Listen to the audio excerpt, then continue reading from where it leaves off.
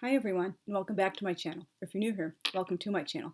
Because today is Western Easter, and by the way, happy Easter to any Catholic or Protestant viewers who are watching this. I thought I would do a video based on a blog post which I wrote about how to write a pre-Vatican II or traditionalist Catholic character. I'm obviously Jewish. I'm not Christian or Catholic myself, but I have written a lot of Catholic characters over the years, and I have Catholics in my own family, and I have a number of Catholic friends. I love listening to the Ask Sister podcast on the blog, A Nun's Life. And so anyway, I should also mention this is almost entirely about Roman Catholics, Eastern Catholics, or sometimes called Greek Catholics. That should be the topic of its own blog post, which I do hope to turn into a future video. And this is also primarily say late 16th century onward. It will cover some things that were applicable before that, but there was, they called the pre-Tridentine Catholics, the pre-Tridentine mass, which was before 1570. So that's not really going to get too much into that either, because again, that's a totally different subject with much more details that deserves its own blog post and video. So anyway, let's just get down with it. If you're writing historical fiction set before the Second Vatican Council of 1962 to 1965, your characters will pretty much be old school Catholics by default. My Laura, whom I initially based on a very religious Catholic friend of mine, but Laura has long since grown into entirely her own character, whose dream is to be the first female pope, and who gets bounced from her church for her radical ideas, is the exception, not the norm.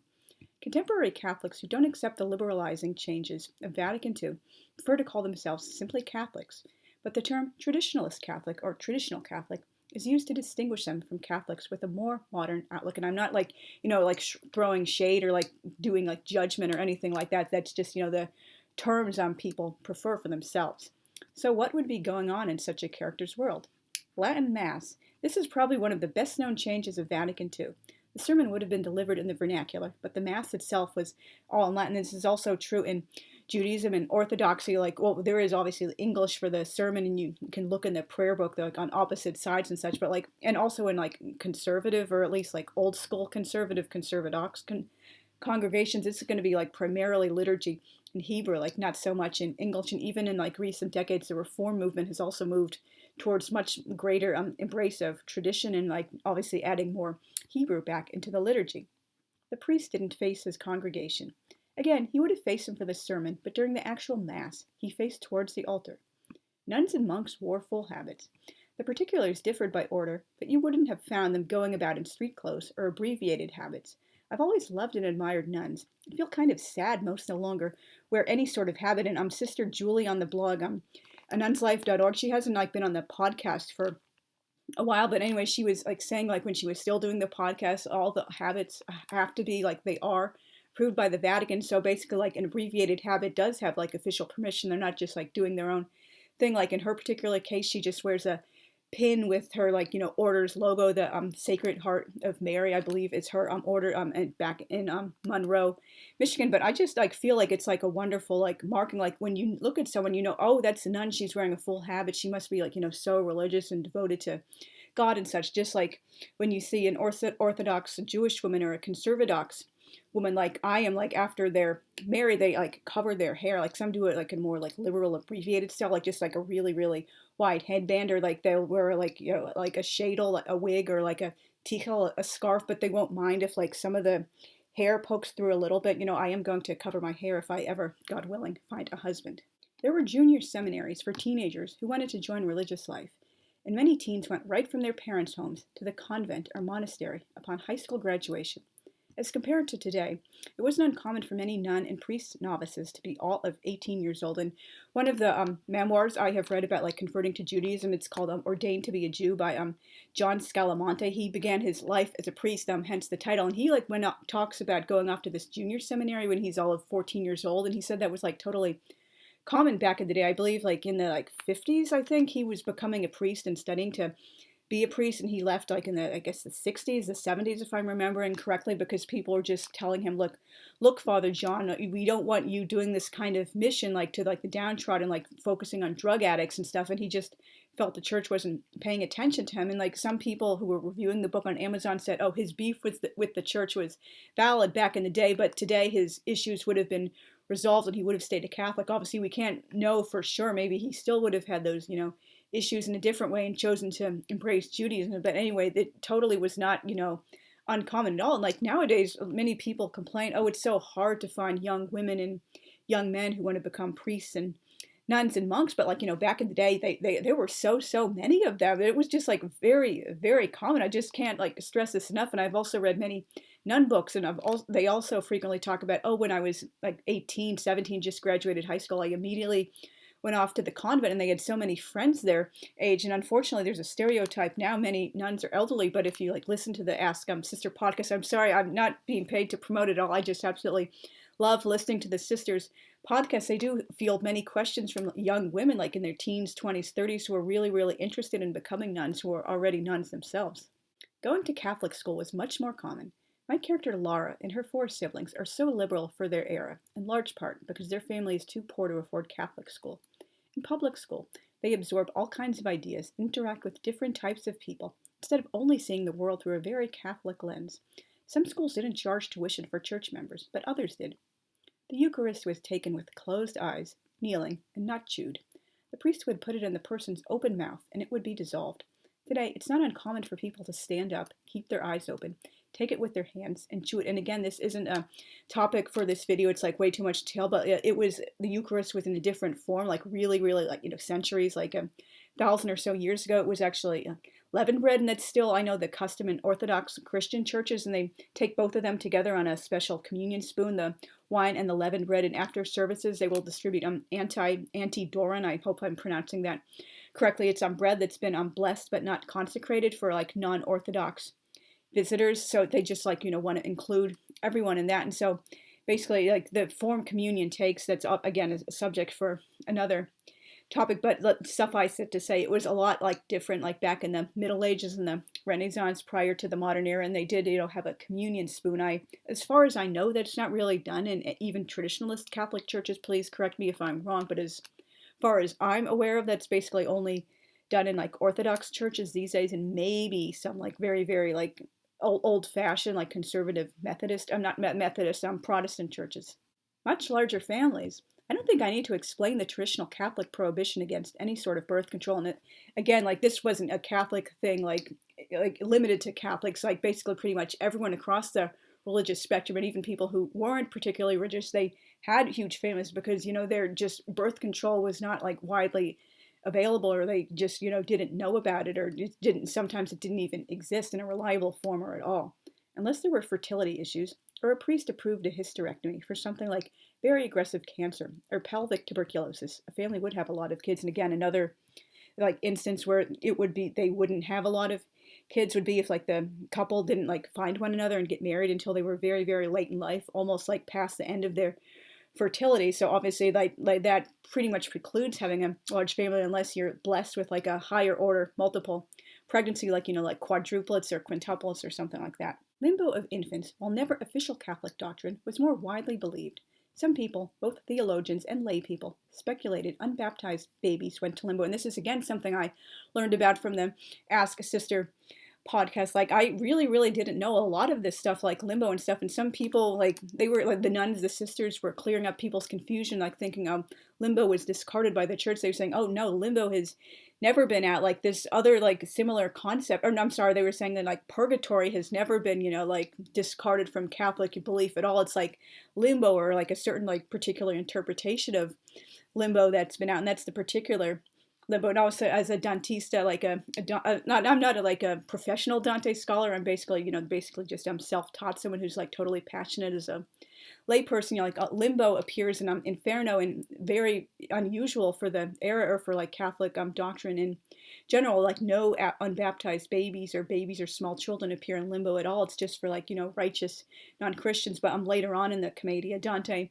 does mention like the second, or not the second, like the first, like the primary purpose of limbo or belief in limbo in that era for like babies who died before they were baptized. More of an us against them feeling, both in regards to other faiths and the world at large. Obviously, this sentiment, again, wasn't unique to Catholics, as interfaith relations 50 plus years ago weren't exactly what they are today. And many people, like who are my age and younger, they kind of take for granted the world they grew up in. But, pre-1950 or so, it was like much much different. You did not have, well, I mean, obviously there were a few like really like liberal, like radical exceptions, but in general, you just didn't have like interfaith councils or like, oh, let's get together and like, house of worship hop or whatever it's called, like go around to all like the churches and synagogues and mosques and like, Hindu temples or ashrams or whatever in the area, and oh, let's have like like Thanksgiving potluck at one another's like houses of worship will like take turns doing it on this like rotating schedule or whatever, or